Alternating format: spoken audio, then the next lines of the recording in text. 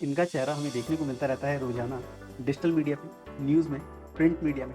जब आप स्टार्टिंग की जर्नी में थे, हम कहते हैं 12th के बाद लोग दिशाहीन हो जाते हैं, तो आपको क्या मोटिवेशन आया और आपने उसके बाद जर्नी किस तरीके से स्टार्ट किया? विकसित भारत की ओर बढ़ रहे हैं आगे, किस स्पीड से हम आगे जा रहे हैं और हमें इसमें इसे और स्पीड बढ़ाने के लिए क्या करना चाहिए? अगर बात करते हैं कि रोज़गार, स्वरोज़गार, तो इसकी शुरुआत कहीं न कहीं युवाओं से होती है और हम अक्सर देखते हैं कि न्यूज़ चैनल्स में या फिर न्यूज़ में, प्रिंट मीडिया में आता है कि 70% लोग अनएम्प्लॉयड, 60% लोग अनएम्प्लॉयड। हम एजुकेशन पॉलिसी लेके आए हैं, क्या सच में बेनिफिट मिलने वाला है? एक युवा की क्या रिस्पॉन्सिबिलिटी होती है? उसको अपना माइंडसेट किस तरीके से तैयार करना होगा कि नीति है, तभी भी वो ग्रो करे। अगर नीति नहीं है, तो युवाओं को अपना माइंडसेट कैसा रखने की ज़रूरत है? इसी के साथ अगर बात करते हैं तो यूनिवर्सिटी लेवल पे एजुकेशन सिस्टम में अभी और क्या बदलाव की ज़रूरत है? अब हम अगर बात करें जॉब अपॉर्चुनिटीज़ इन इंडस्ट्री, तो जॉब का क्या लैंडस्केप है आज इंडस्ट्री में? जैसा आपने शुरू में कहा, स्काई इज द लिमिट। मैं तो ये कहता हूँ जिसके पास सरकारी नौकरी नहीं है परंतु कुछ ऐसा कौशल है, वो तो किस हद तक जा सकता है। आप देखिए कैसे रोजगार के अवसरों में परिवर्तन आए। विश्व में एकमात्र एक ऐसा राज्य भारत होगा जो पूर्ण रूपेण लोकतांत्रिक होता हुआ विकास के लक्ष्यों को प्राप्त कर पाएगा। मैं तो ये मान के चलता हूँ कि स्काई इज द लिमिट। तो कभी कोई भी ऊंचा इतना ऊंचा होता नहीं कि सबसे ऊंचा हो। ग्रीन हाउस गैसेस का एमिशन है वो भी बढ़ता ही चला जा रहा है। तो कम करने की बात की गई थी, सीमित करने की बात की गई थी, दुष्प्रभावों को दूर करने की बात की गई थी, वो दूर तो नहीं हुए, उनका वॉल्यूम बढ़ता ही जा रहा है, बढ़ता ही जा रहा है। तो इसलिए अब इतना बढ़ चुका है कि अब आप उसके जो दुष्परिणाम है वो हम देख रहे हैं। प्रत्येक व्यक्ति की आय बढ़ानी होगी, प्रत्येक व्यक्ति को रोजगार स्वरोजगार के अवसर देने होंगे, प्रत्येक व्यक्ति के साथ देश प्रेम की भावना जो है उसमें जागृत करनी होगी। विश्व में एकमात्र एक ऐसा राज्य भारत होगा जो पूर्ण रूपेण लोकतांत्रिक होता हुआ विकास के लक्ष्यों को प्राप्त कर पाएगा। मैं याद है लगभग 2002 या 3 की बात मैं कर रहा हूँ। मैं नया नौकरी में आया था, हिंदू कॉलेज में पढ़ा रहा। तो उस समय की जो प्राचार्या थी वहाँ, उन्होंने मुझे बुलाया और उन्होंने कहा, और मैं तब काफी यंग था, तो उन्होंने मुझे बुलाकर ये कहा कि आप बताइए इस कॉलेज में आप क्या करना चाहते हैं। मैंने उनको कहा कि मैं बस ये चाहता हूँ कि यहाँ एक प्लेसमेंट सेल, आज प्रत्येक कॉलेज में प्लेसमेंट सेल है, यूनिवर्सिटी के लेवल पे बहुत बड़ा प्लेसमेंट सेल है। मैं बात कर रहा हूँ 2002 की। थोड़ी अचंभित हुई पर उन्होंने मौका दिया और फिर वो दौर चला। हमने एक प्लेसमेंट सेल रखा था, उसका नाम था दिशा। So that was the first initiative for the placement cell.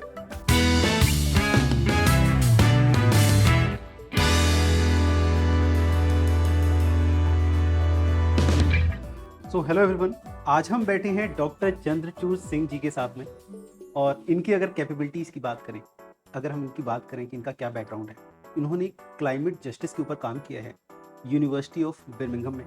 इसके साथ साथ इनका चेहरा हमें देखने को मिलता रहता है रोज़ाना डिजिटल मीडिया पे, न्यूज़ में, प्रिंट मीडिया में और बहुत जगह। सिर्फ इतना ही नहीं, इनके पास बहुत सारी उपलब्धियाँ हैं। पॉलिटिक्स के ऊपर बहुत ज्ञान है सर के पास, बहुत सारी इन्फॉर्मेशन है। अक्सर करके इनका इंटरव्यू आपको देखने को मिलता रहेगा, इनकी तरफ से आपको सजेशन मिलता रहेगा कि क्या सही जा रहा है, क्या गलत जा रहा है, बहुत कुछ। आज हम इन्हीं सारी विषयों पे चर्चा करने वाले हैं और इसके साथ साथ हमारे युवाओं के लिए जो सबसे इम्पोर्टेंट विषय है, एम्प्लॉयबिलिटी, अनएम्प्लॉयमेंट, और इन सब चीज़ों को कैसे दूर किया जा सकता है, कैसे बेटर किया जा सकता है, हमारी कंट्री को कैसे आगे लेके जाया जा सकता है, इन सारी चीज़ों के ऊपर हम चर्चा करने वाले हैं। सर का प्रोफाइल खुद में इतना बड़ा है, सर यहाँ तक कैसे पहुँचे, इसके पीछे का राज क्या है, यहाँ तक जर्नी अगर आप कवर करना चाहते हैं तो आपको क्या करना होगा, ये बहुत बड़ा मोटिवेशन मिलने वाला है इस वीडियो से। तो आप इस वीडियो को लगातार लास्ट तक देखिएगा, जिससे कि आप भी अपने आप को एक मुकाम तक पहुँचा पाएँ, एक नेक्स्ट लेवल तक लेके जा सकें। तो इसी के साथ वीडियो को करते हैं शुरू। नमस्कार सर। नमस्कार सिद्धांत जी, आपने जो मेरे बारे में कहा उससे मैं बहुत हम्बल हुआ हूँ। आपने मुझे मौका दिया, इसके लिए मैं आपका शुक्रगुजार हूँ। चलिए अपनी बात करें। सर, इतनी ऊंचाई तक पहुंचे तो सबसे पहले मैं ये जानना चाहूँगा कि आपका मोटिवेशन, जब आप स्टार्टिंग की जर्नी में थे, हम कहते हैं 12th के बाद लोग दिशाहीन हो जाते हैं, तो आपको क्या मोटिवेशन आया और आपने उसके बाद जर्नी किस तरीके से स्टार्ट किया? पता नहीं सिद्धांत जी आप किन ऊंचाइयों की बात कर रहे हैं, मुझे तो पता नहीं मैं किस ऊंचाई पे हूँ, क्योंकि मैं तो ये मान के चलता हूँ कि स्काई इज द लिमिट। तो कभी कोई भी ऊंचा इतना ऊंचा होता नहीं कि सबसे ऊंचा हो। तो मैं मान के चलता हूँ कि हाँ, एक कोशिश की है कि जो मैं करता हूँ उसको अच्छे से करूँ, उसमें सीरियसनेस हो और उससे स्वयं को तो लाभ हो ही, परंतु जो भी करूं उससे समाज को भी कुछ लाभ हो सके, आसपास के लोगों को भी कुछ लाभ हो सके, और सबसे बड़ी बात है कि अपने देश का विकास हो सके। क्योंकि अगर समाज और देश है तो भी हम हैं। बिल्कुल। अगर समाज और देश का लाभ नहीं हुआ तो आपने तो बचपन में कविता सुनी ही है कि बड़ा हुआ तो क्या हुआ, जैसे पेड़ तो खजूर, फूल। पंथी को छाया नहीं, फल लागे अति दूर। तो मुझे लगता है कि ऐसी किसी ऊंचाई को मैंने प्राप्त किया नहीं है। हाँ, एक कोशिश जरूर करता हूँ कि पठन पाठन करता रहूं। मैं दिल्ली विश्वविद्यालय में पढ़ाता हूँ, हिंदू कॉलेज में पढ़ाता हूँ और पिछले 24 वर्षों से पढ़ा रहा हूँ। तो जो भी छात्र मेरे संपर्क में आए वो कम से कम कुछ प्राप्त करके जाएं और कुछ मुझे भी सिखा के जाए। क्योंकि ये एक जो मेरा प्रोफेशन है, जिसको आप प्रोफेसरशिप कहते हैं, ये दरअसल एक ऐसा प्रोफेशन है जिसमें अंत नहीं होता, ये अंतहीन है और ये खुला प्रोफेशन है। आप सिखाते भी हैं और सीखते भी। और साथ साथ सीखते भी जाते हैं। तो आपने मेरे लिए कुछ अच्छे शब्द कहे, इसलिए आपका धन्यवाद। बाकी आप पूछेंगे तो मैं बताऊंगा। सर, आपके बारे में जैसे कि आपने क्लाइमेट जस्टिस की बात आती है, तो इसके ऊपर आपका क्या कहना है? देखिए, क्लाइमेट जस्टिस का दरअसल ये जो संकल्पना है वो एक ऐसी संकल्पना है जो पूरे विश्व को एक परिवार के रूप में देखती है। और आप जैसे जानते हैं कि अभी G20 भी हुआ था, तो हमारा तो पौराणिक रूप से ही एक संबंध रहा है विश्व से, हम पूरे विश्व को एक कुटुंब मानते हैं। अब हुआ ये है कि ये जो जलवायु परिवर्तन है, जो इसके दुष्प्रभाव हैं, दरअसल ये एक महज ऐसी व्यवस्था हो गई है जिसमें ये दुष्प्रभाव उन क्षेत्रों में, उन राज्यों में, उन भौगोलिक क्षेत्रों में ज्यादा है जहां से, जिन कारणों से ये होता है, खास करके ग्रीन हाउस गैसेस जिनके कारणों से, जिनके एटमॉस्फेयर में मिलने से जो ये दुष्प्रभाव होते हैं, दरअसल ये उन क्षेत्रों से नहीं कभी इमिट किए गए जिन क्षेत्रों पर दुष्प्रभाव है।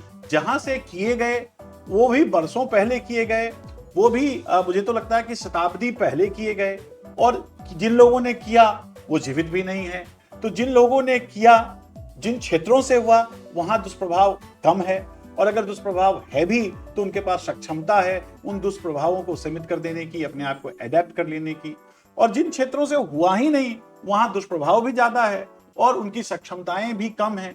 तो दरअसल जो विगत वर्षों में, शताब्दियों में, विगत सदियों में जो ऐसे कार्य हुए, मैं तो ये भी नहीं कहूंगा कि उन्होंने जानबूझकर किया, लेकिन समस्या यह है कि दुष्प्रभाव तो हैं।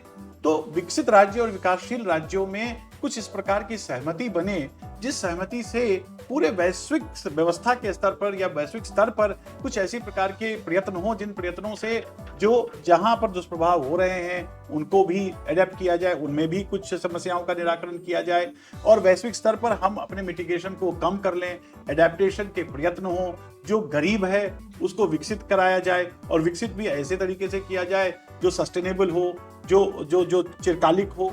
तो मुझे लगता है इन सबों के लिए जिस प्रकार की नीतियों को बनाया जाना चाहिए, जो कि इंक्लूसिव हो, जिसमें इक्विटी हो, जिसमें डिफरेंशिएटेड रिस्पॉन्सिबिलिटी हो, तो कैसे करें, किसको भार वहन करना पड़ेगा, किसको तात्कालिक बेनिफिट मिलेगा, तो इन सभी चीजों को अगर हम मिलाकर देखेंगे तो उसको हम क्लाइमेट जस्टिस कहते हैं, और इसी पर हमने अपना पीएचडी किया है। सर, बहुत ही अच्छा सब्जेक्ट है, और आई गेस ये सब्जेक्ट अगर हम इस पे ध्यान देंगे तो आगे आने वाली जनरेशन में नॉट फेस द क्राइसिस, जो हो सकता है कि अगर हम ध्यान ना दें तो बहुत ही बड़ा ब्लंडर हो जाए। हो रहा है, ऑलरेडी होने लगा है। मैं आपको ये बताऊं कि जिस समय 1972 में जहां से ये औपचारिक शुरुआत हुई, जब लोगों को लगा कि हमें ये प्रयत्न करने चाहिए, तो उस समय जब शुरुआत हुई थी तो उस समय सोचा जाता था कि ठीक है भाई, ये भविष्य में होगा और हम इसको रोक लेंगे।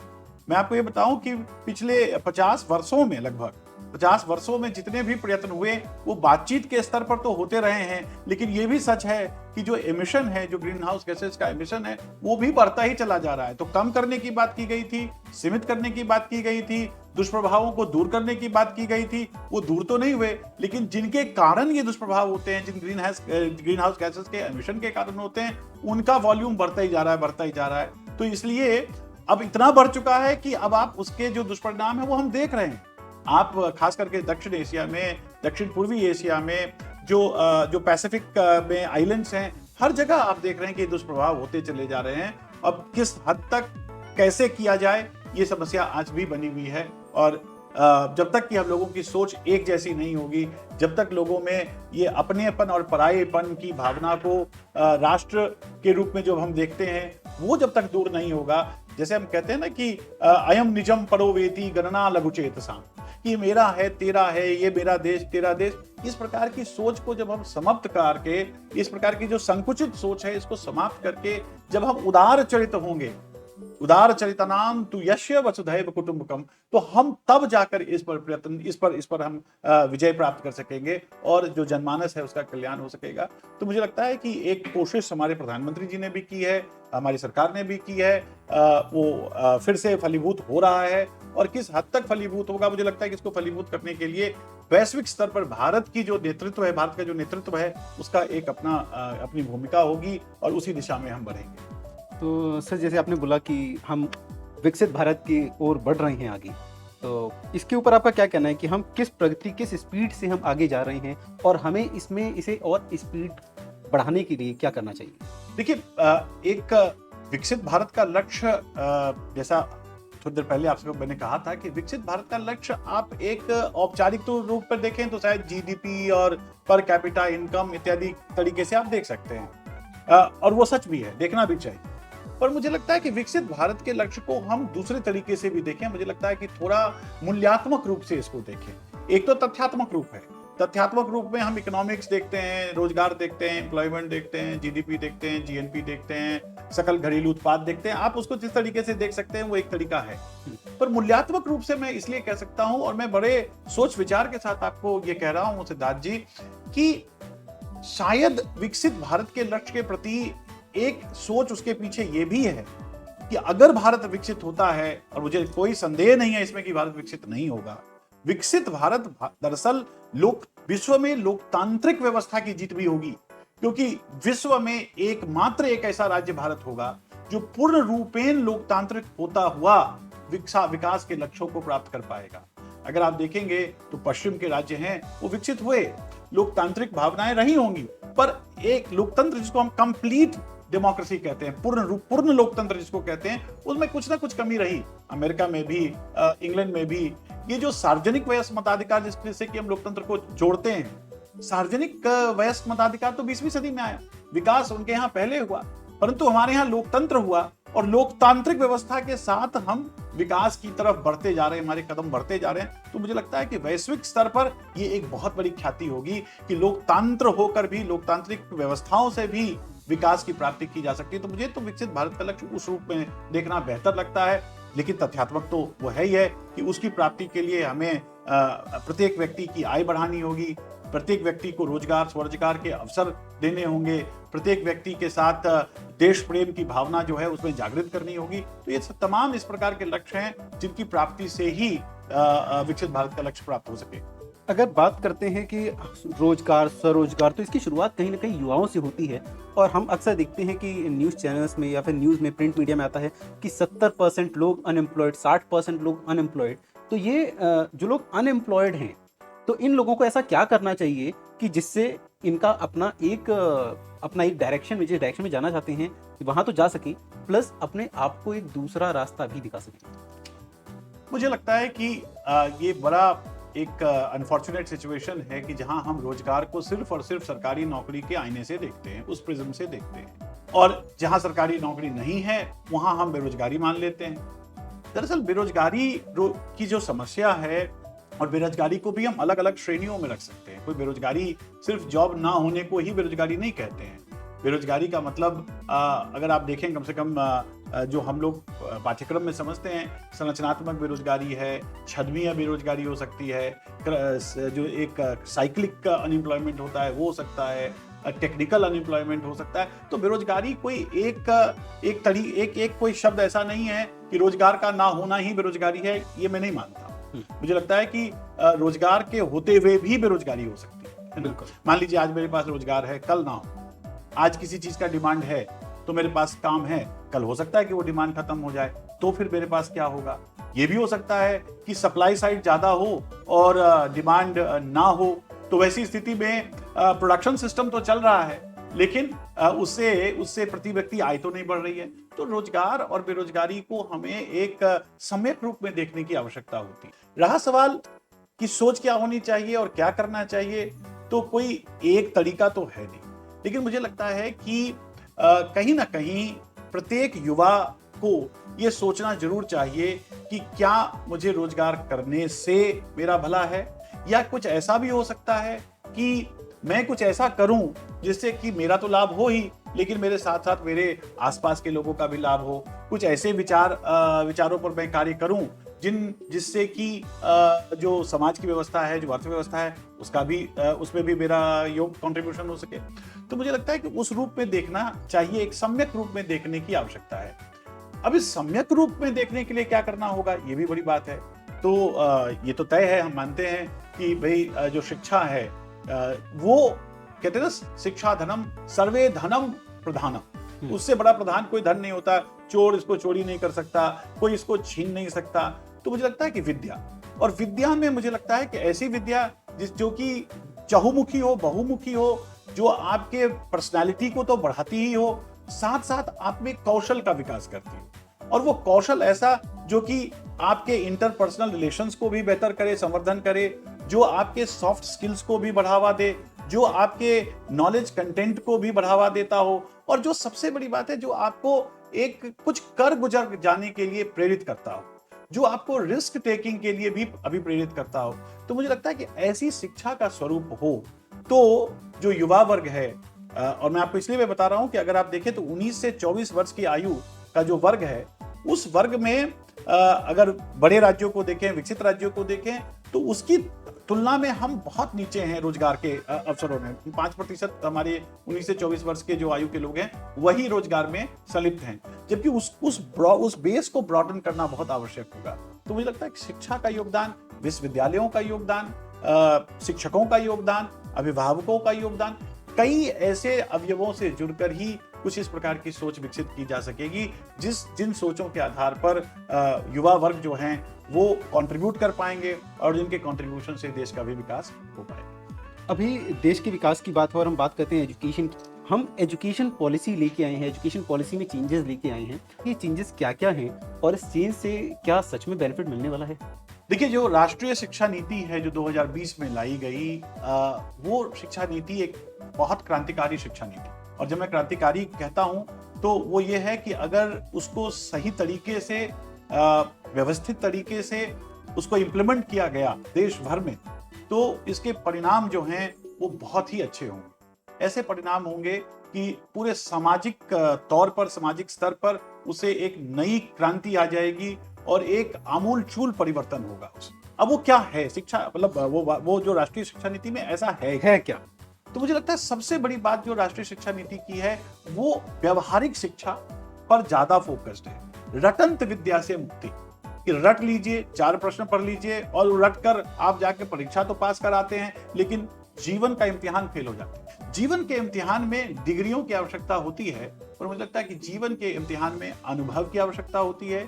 जीवन के इम्तिहान में आपके संबंध कैसे एक दूसरे से होते हैं उसकी बहुत बड़ी आवश्यकता होती है। मृदुभाषी होने की बहुत आवश्यकता होती है। सबसे बड़ी बात है कि स्व के बियॉन्ड, पर की तरफ भी देखने की आवश्यकता होती है। मुझे लगता है कि वो प्रभावी शिक्षा है। मुझे लग रहा है कि पहली बार इस देश में इस प्रकार की कोशिश की गई है, जिस कोशिश में हैंड्स ऑन नॉलेज, जिसको आप कहते हैं, कि आप स्वयं देखो, सीखो, परखो, जांचो, इसके हिसाब से आप आगे बढ़ो। तो सबसे बड़ी बात तो उसमें, दूसरा सबसे है कि फ्लेक्सिबिलिटी है, कोई एक जड़ता उसमें नहीं है। आप पढ़िए, सीखिए, मार्केट में जाइए, नौकरी करिए, वापस आइए। मुझे याद है आपने बड़ा अच्छा कहा कि मैं पीएचडी इंग्लैंड से करके आया, यूनिवर्सिटी ऑफ बर्मिंघम से करके आया। मैं आपको ये बता दूं कि ये पीएचडी मैंने उस उम्र में नहीं किया जिस उम्र में अमूमन लोग पीएचडी करते हैं। मैं लगभग 40-42 साल की उम्र में पीएचडी करने गया था। और जब मैं वहां गया था तो मैं ये सोचता था कि मैं कैसे विश्वविद्यालय में जाऊंगा, क्योंकि नॉर्मली तो विश्वविद्यालय में युवा लोग होते हैं, 18 से 23-25 वर्ष के लोग होते हैं। परंतु जब मैं करने गया तो मैंने देखा कि मेरे से और जो बुजुर्ग लोग थे वो भी पीएचडी कर रहे थे। तो पढ़ने की कोई उम्र नहीं होती, तो फिर विश्वविद्यालयों में किसी उम्र सीमा से क्यों उसको बांध दिया जाए। तो मुझे लगता है राष्ट्रीय शिक्षा नीति का सबसे बड़ा आधार यह है कि फ्लेक्सिबिलिटी है। आप पढ़ें, सीखें, कमाएं, बाहर जाएं, वापस आएं, तो ये टू एंड फ्रो चलता रहता है। तो फ्लेक्सिबिलिटी है, हैंड्स ऑन सिस्टम है। सबसे बड़ी बात यह है कि आप की जो शिक्षा व्यवस्था है, आपके जो करिकुलम ऐसे बनाए जाएंगे या बन रहे हैं, दिल्ली विश्वविद्यालय में चल रहे हैं, ऐसे करिकुलम है जिसमें स्किल हो, आपके मूल्यों का भी समर्थन हो। आप जैसे मैंने कहा ना, बड़ा हुआ तो क्या हुआ, जैसे पेड़ खजूर। तो आप बहुत तनख्वाह पा रहे हैं, आप बड़े पद पे चले गए, लेकिन आप में मूल्य है नहीं, आपके लिए समाज के लिए आपके पास सोच है नहीं, आप में एथिक्स है नहीं, केयर आप कर नहीं रहे, तो फिर उसका क्या फायदा। तो आप एक टापू के रूप में टापू और इंसान अगर आप हो जाएं तो क्या फायदा है। तो मुझे लगता है कि सबसे बड़ी बात तो इसमें एक वैल्यू सिस्टम है कि आपकी आपकी आपकी सोच ऐसी हो जिसमें मूल्यात्मकता हो। उससे भी बढ़कर अगर आप देखें तो स्किल इनहैंसमेंट हो, ताकि आप अगर एक कोर्स करके निकले तो आप उस कोर्स के साथ साथ अन्यंत्र कोर्स भी कर सके। मल्टी डिसिप्लिनैरिटी है, कई विषयों का सम्यक रूप से आप अध्ययन कर सकते हैं। तो मल्टी डिसिप्लिनैरिटी है, करिकुलम जो है वो फ्लेक्सिबिलिटी है, स्किल है, मूल्य है। तो ये जो मुझे लगता है कि नई शिक्षा नीति में, राष्ट्रीय शिक्षा नीति में, ये एक बहुत चीजों का समावेश है जो कि भारत की जो शिक्षा पद्धति है। और सबसे बड़ी बात जो मैं बता रहा हूं वो ये है कि इंडस्ट्री और वैज्ञानिकता तो है ही है, इंडस्ट्री के साथ एकेडमिक्स का तालमेल हो, उनमें तारतम्यता हो, वो तो है ही है, परंतु उससे भी आगे बढ़कर, वैज्ञानिकता से भी आगे बढ़कर जो भारतीय ज्ञान परंपरा है, जो हमारी इंडिजिनस नॉलेज सिस्टम है, उसको भी फिर से बाहर लाकर उससे क्या फायदा हो सकता है, इन सब चीजों का गठजोड़ है। तो मुझे लगता है कि ये एक कॉम्प्रिहेंसिव पॉलिसी है। और ये जैसा मैंने कहा, विकसित भारत की स्थापना अगर होगी या विकसित भारत के लक्ष्य को हम प्राप्त कर पाएंगे तो बिना इस शिक्षा व्यवस्था के, समग्र शिक्षा के व्यवस्थापन और उसके सुव्यवस्थापन के बिना हम नहीं कर पाएंगे। तो मुझे लगता है यही सबसे बड़ी बात है। लेकिन हम बात करते हैं इंडिविजुअल लेवल की, तो इंडिविजुअल लेवल की क्या रिस्पॉन्सिबिलिटी होती है, एक युवा की क्या रिस्पॉन्सिबिलिटी होती है, उसको अपना माइंडसेट किस तरीके से तैयार करना होगा कि नीति है तभी भी वो ग्रो करे, अगर नीति नहीं है या कैसी भी नीति है उसे हर परिस्थिति में ग्रो करना है, तो युवाओं को अपना माइंडसेट कैसा रखने की जरूरत है। देखिए, सबसे बड़ी बात है कि युवाओं को ही नहीं, सभी को ओपननेस रखना चाहिए। अगर कोई नीति है तो जब तक हम उस नीति के प्रति अपनी सोच नहीं रखेंगे, मुझे नहीं पता कि जो युवा वर्ग है उसमें से कितने लोगों ने इस राष्ट्रीय शिक्षा नीति को बहुत नजदीकी से पढ़ा भी है। हो सकता है कि कुछ फीचर्स उसके मीडिया में आ जाते हैं, कुछ अखबारों में आ जाते हैं और उसको किसी ने रख लिया हो और आप किसी से पूछे तो 4-5 बिंदु वो बता भी दे। सबसे बड़ी बात तो ये है कि युवाओं को ये समझना पड़ेगा कि शिक्षित होना आवश्यक है, व्यवहारिक होना बहुत आवश्यक है, कौशल रखना बहुत आवश्यक है, मृदु व्यवहार होना बहुत आवश्यक है। तो ये तो रखना ही पड़ेगा, परंतु उससे भी बढ़कर मुझे लगता है कि नीतियों के प्रति खुलापन और उस खुलापन से ग्रहण करने की क्षमता कि हाँ मैं कर सकता हूं, एक आत्मविश्वास होना बहुत आवश्यक है। मैं कर सकता हूं, किया जा सकता है, संभव है। एक पंक्ति है ना कि मानव जब जोर लगाता है पत्थर भी पानी हो जाता है। तो मुझे लगता है सबसे बड़ी बात है कि आत्मविश्वास, सेल्फ कॉन्फिडेंस और एक सीखने की ललक, कुछ कर दिखाने की ललक और उसके लिए रिस्क लेने की जो भावना है वो, और विफलताओं से के ऊपर छा जाने।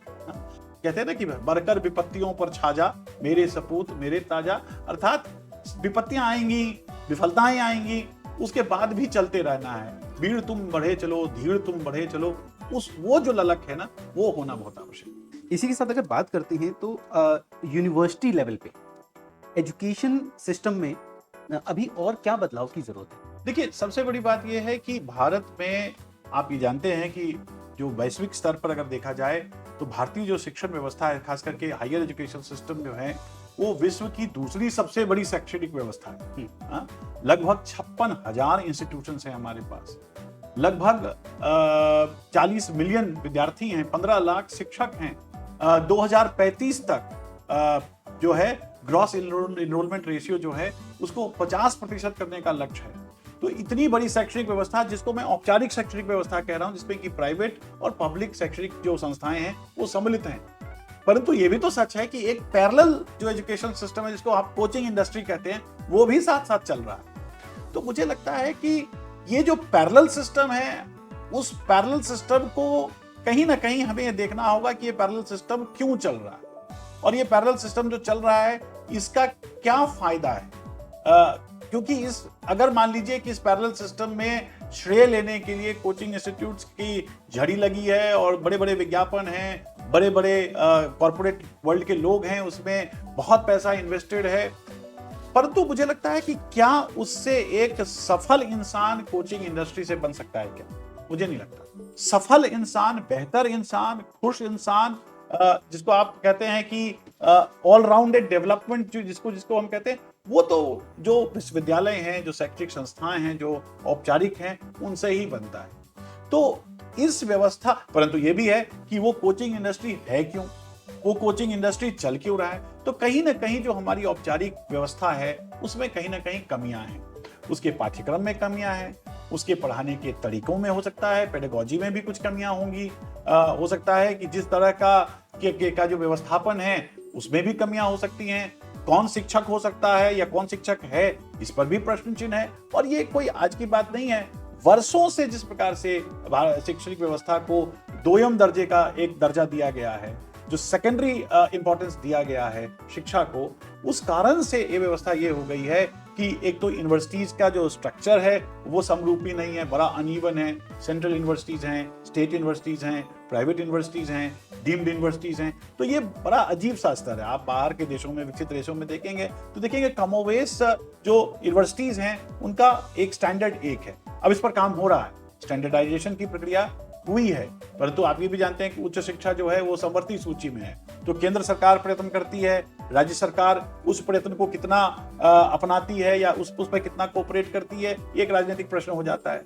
तो एक कोशिश की जा रही है, इसलिए मैंने कहा राष्ट्रीय शिक्षा नीति के माध्यम से कोशिश की जा रही है कि करिकुलम को अपडेट किया जाए, कोशिश की जा रही है कि एग्रेडेशन सिस्टम बेहतर हो, कोशिश की जा रही है कि जो अच्छे विश्वविद्यालय हैं वो मानक के रूप में स्थापित हों, ये भी कोशिश की जा रही है। जैसे विद्या विस्तार एक कार्यक्रम है, यूजीसी चला रही है, जिसमें अच्छे बड़े कॉलेजेस जो हैं वो छोटे कॉलेजेस या जिस प्रकार के कॉलेजेस जो दूरदर्शी इलाकों में या दूरगामी इलाकों में उनका हैंड होल्डिंग कर सके।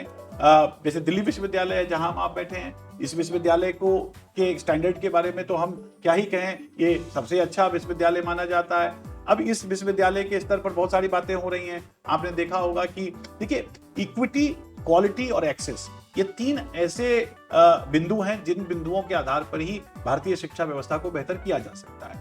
तो क्वालिटी मतलब जो शिक्षण पद्धति हो वो बेहतर हो, करिकुलम ऐसा हो जिस करिकुलम को पढ़ा के व्यक्ति को रोजगार के लायक बना सके, व्यक्ति को लायक व्यक्ति बनाया जा सके, व्यक्ति में गुणों का विकास किया जा सके। तो क्वालिटी, तो उस क्वालिटी को के लिए करिकुलम बहुत इंपॉर्टेंट है, परंतु उस क्वालिटी के लिए पढ़ाने वाले शिक्षकों की भी बहुत आवश्यकता होती है और अच्छे शिक्षकों की आवश्यकता है।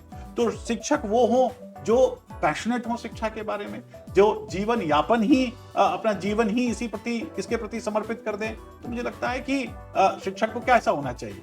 उपमा मैं देता हूं, तरवर फल नहीं खाते हैं, सरवर पियत न नीर, और परमारथ के कारणे संतन धरा शरीर। तो शिक्षकों को एक वेतन तो मिलता है, लेकिन वेतन के बियॉन्ड होना चाहिए उनकी सोच कि मैं शिक्षक हूं और मैं शिक्षक इसलिए हूं कि समाज में परिवर्तन करना है, जो युवा हैं उनका दिशा निर्देशन करना है, उनको रास्ता दिखाना है, क्योंकि बढ़ेगा युवा और देश भी तभी आगे बढ़ेगा। तो क्वालिटी तो ये है। एक्सेस, दूर सुदूर के इलाके हैं, वंचित वर्ग हैं, ऐसे लोग हैं जिनको शिक्षा के मिलने से मुख्य धारा में जोड़ा जा सके, तो एक्सेस भी हो और इक्विटी भी हो कि जो पीछे किसी कारण से रह गए हैं उनको भी एक संबल मिले, उनको भी आगे बढ़ाने की कोशिश की जाए।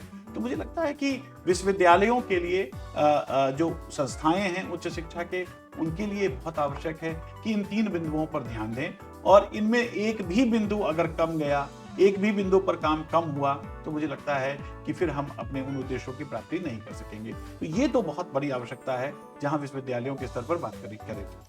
अब हम अगर बात करें जॉब अपॉर्चुनिटीज इन इंडस्ट्री, तो जॉब का क्या लैंडस्केप है आज इंडस्ट्री में?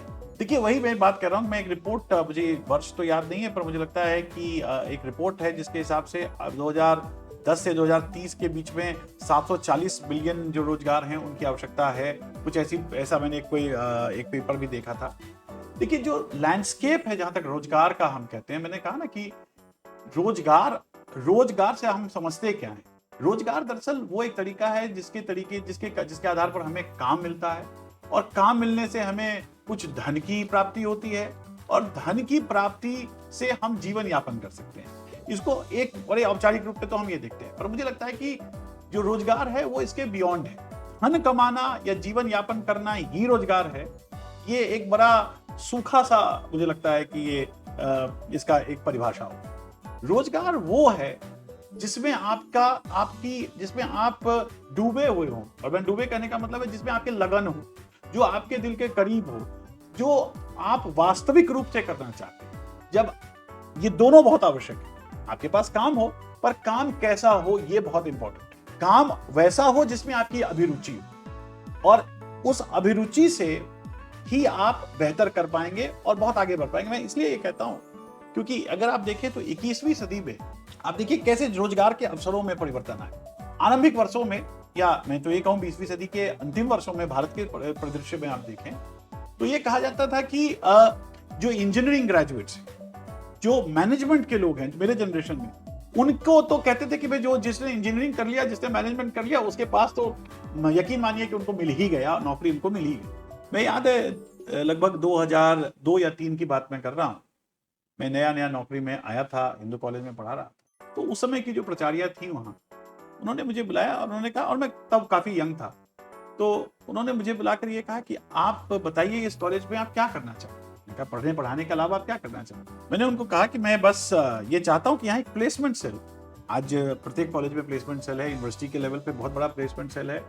मैं बात कर रहा हूँ 2002 की, और ये हिंदू कॉलेज की बात कर रहा हूँ जहाँ पर जो नॉर्मल, जहाँ पर कोई प्रौद्योगिकी की शिक्षा नहीं है, कोई मैनेजमेंट की शिक्षा नहीं है, ये general arts, general social science और कॉमर्स और विज्ञान की शिक्षा होती है, दी जाती है। थोड़ी अचंभित हुई, पर उन्होंने मौका दिया और फिर वो दौर चला। हमने एक प्लेसमेंट सेल रखा था, उसका नाम था दिशा। और आप यकीन मानिए कि जब मैं उस समय इंडस्ट्री के पास जाता था, लोगों के पास जाता था और उनको कहता था कि आप हमारे कॉलेज में आइए, वो कहते थे आपके यहाँ तो मैनेजमेंट नहीं है। So that was the first initiative for the placement cell?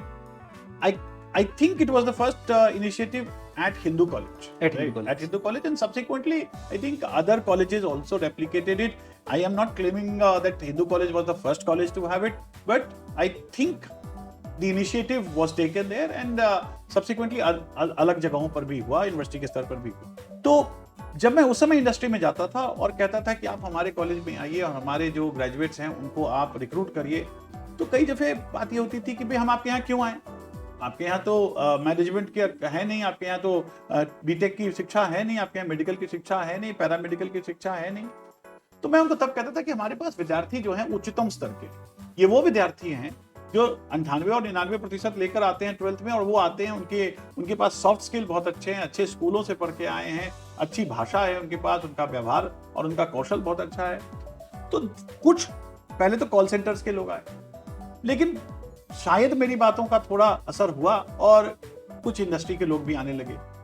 मैं 2006 तक तो उसको देखता रहा, और 2006 के बाद वो ऐसा एक व्यवस्था हो गई कि मुझे लगता है कि शायद ही कोई ब्लू चिप कंपनी थी जो वहां नहीं आई। और आज की तारीख में आप देखें तो पूरे दिल्ली विश्वविद्यालय में जो प्लेसमेंट है और विश्वविद्यालय के स्तर पर जो प्लेसमेंट होता है वो अभूतपूर्व है, कल्पना नहीं की जा सकती थी 20 साल पहले। तो आप देखिए कि 21वीं सदी के दूसरे दशक में कैसे ये बदला, अर्थात सामान्य विज्ञान, सामान्य सामाजिक ज्ञान और इन सब्जेक्ट से भी ग्रेजुएट्स जो थे उनको नौकरियां मिलने लगी। और फिर एक करवट जो है वो आज के समय में ये दौर ले रहा है, जिसमें आप देखेंगे कि डिजिटल कॉम्पिटेंस जो है वो बढ़ता जा रहा है।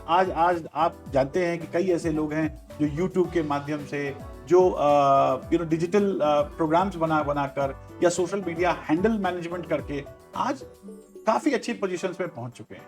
तो देखिए कैसे जैसे कॉम्पिटेंस बदला।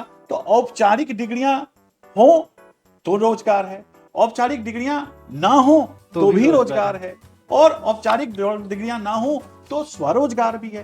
तो मुझे लगता है कि धीरे धीरे होता यह है हमारे समाज में कि जिसकी नौकरी लग गई उसको एक सामाजिक ओहदा मिल जाता है, उसकी एक सामाजिक एक्सेप्टेंस हो जाती है।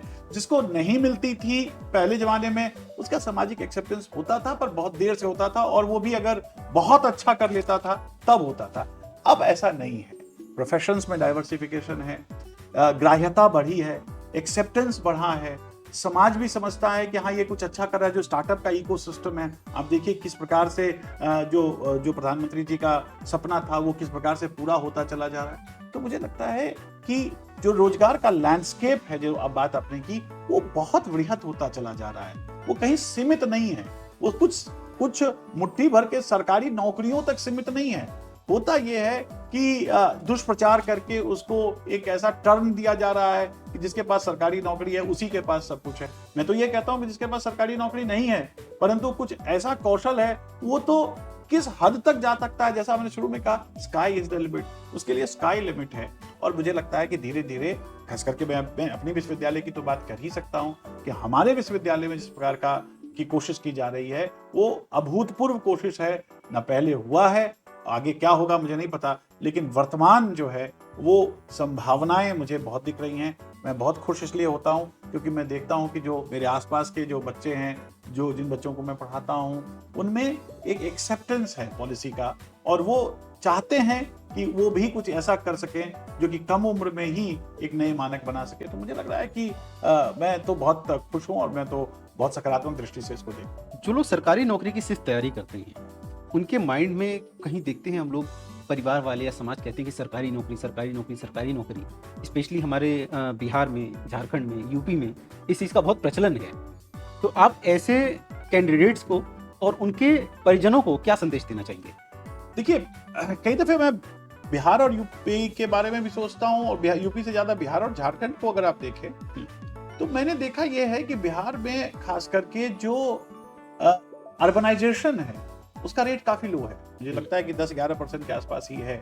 और अर्बनाइजेशन के लो होने का मतलब त्रिपाठी जी ये है कि इंडस्ट्री नहीं होगी, क्योंकि अगर इंडस्ट्री होगी तो अर्बनाइजेशन होगा ही, क्योंकि इंडस्ट्री होगी तो गांव से लेके शहर की ओर माइग्रेशन होगा, और माइग्रेशन होगा तो नए शहर भी बसेंगे, नए शहर बसेंगे, नई उद्योग होगा, नया शहर होगा, नया शहर होगा, नया कौशल होगा, नया कौशल होगा, नए लोग होंगे, उससे जो है वो जिसको कहते हैं आप प्रॉस्पेरिटी बढ़ती है। तो अब जब वो नहीं है तब क्या होगा? तो उस केस में एक ही चीज रह जाता है, वो है किसी प्रकार से नौकरी कर लेना, और उस नौकरी से मिल भी जाए तो शायद आपका जीवन चल जाए, आपका परिवार का जीवन चल जाए, परंतु उस आसपास का इकोसिस्टम तो नहीं चलेगा, आसपास के लोगों को तो उससे कोई लाभ नहीं हो पाएगा। तो ये मुझे कहीं ना कहीं लगता ये है कि ये विफलता रही है बिहार में, और खास करके झारखंड में भी। उस झारखंड में भी इंडस्ट्री तो है, जहां इंडस्ट्री है वहां देखिए वहां पर बेहतर है। जमशेदपुर को देख लीजिए, जमशेदपुर में एनसीएलडी यूनिट्स हैं तो काफी लोग उसमें संलिप्त हैं और काफी लोगों का जीवन बेहतर होता चला जा रहा है। मैं तो एक बार जमशेदपुर जा रहा था तो मैंने देखा, अगर आप रांची से जमशेदपुर की ओर जाएंगे तो जमशेदपुर जाने से पहले एक जगह है आदित्यपुर, जो कि इंडस्ट्रियल एरिया। मैंने देखा कि शायद ही देश में जो लग्जरी कार्स हैं उसमें से किसी एक का शोरूम वहां नहीं। आप ये समझिए कि लग्जरी कार्स का शोरूम वहां होना ये बहुत दिखाता है कि उस शहर की प्रति व्यक्ति आय ज्यादा है, उस शहर में संपन्नता है, उस शहर में प्रॉस्पेरिटी है। मैं ये नहीं कह रहा हूं कि प्रत्येक व्यक्ति उसी स्तर पर संपन्न है, परंतु परचेजिंग पावर तो है। बिल्कुल। तो मुझे लगता है कि इन राज्यों में इसलिए ये समस्या बढ़ी है क्योंकि इन राज्यों में अर्बनाइजेशन नहीं है, इनमें स्कूल और खास करके जो उच्च शिक्षा का स्तर है वो बहुत खराब है। इतना खराब है कि आपने देखा होगा पिछले 30-40 वर्षों में बिहार से हर व्यक्ति, हर परिवार, आपको मैं बताऊं बिहार के बारे में 68% स्प्लिट फैमिली। मैंने इसे split family not in a sociological sense, परंतु एक परिवार जिसका कोई ना कोई सदस्य बाहर रह रहा हो, राइट। तो कहने का मतलब है कि उस और इसलिए रेमिटेंस पे वो चल जाता है। यहाँ से कुछ पैसे कमाकर मजदूर से लेकर उच्च अधिकारियों तक का जो वर्ग है वो पैसे वहां भेजते हैं, उससे वहां पर कार्य चल जाता है, लेकिन उससे विकास तो नहीं हो पा रहा। तो मुझे लगता है कि वो जो माइंडसेट है वो इसलिए है क्योंकि वहां पर अपॉर्चुनिटीज नहीं है, और मुझे लगता है कि शायद वर्षों तक उस दिशा में काम नहीं किया गया। विधि व्यवस्था पर बहुत ध्यान नहीं दिया गया। जब विधि व्यवस्था पर ध्यान दिया गया कुछ वर्षों में, तो उस विधि व्यवस्था का जो सेकंड स्टेज डेवलपमेंट होता है, संस्थानिक विकास, वो नहीं हो पाया। तो बहुत सारे कारण हैं जिसके कारण बिहार, झारखंड, कुछ हद तक उत्तर प्रदेश में भी, ईस्टर्न यूपी में ऐसा हुआ है। परंतु आप अगर देखिए तो यूपी को मैं बेहतर मान रहा हूं, क्योंकि यूपी में जिस प्रकार का विकास है, यूपी में जिस प्रकार से एक मोमेंटम है, वो मोमेंटम बिहार और झारखंड में बहुत मैं तो नहीं देख पा रहा हूँ। और चूंकि मैं बिहार से ही आता हूँ तो मैं आपको कह सकता हूँ, मैं ये नहीं कह रहा हूँ कि यूपी का विकास बहुत ऊंचा हो गया, लेकिन यूपी में एक मोमेंटम है।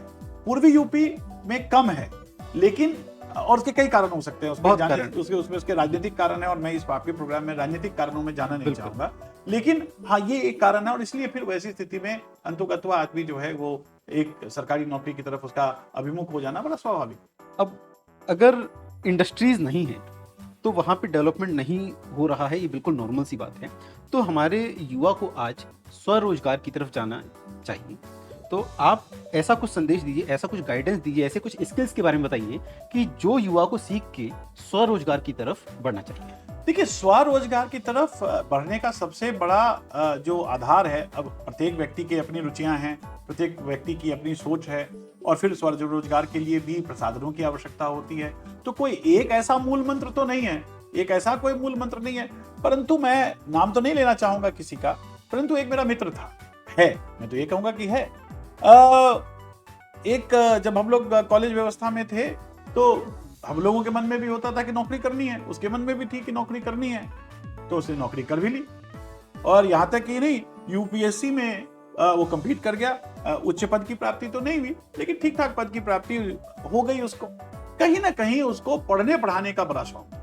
मैं कॉलेज के दिनों से उनको जानता हूं, तो इसलिए मैं कह सकता हूं, लिखने में क्रियात्मकता, सृजनात्मकता उसमें थी, बोलने का लहजा बेहतर था, और पढ़ने पढ़ाने का एक शौक था।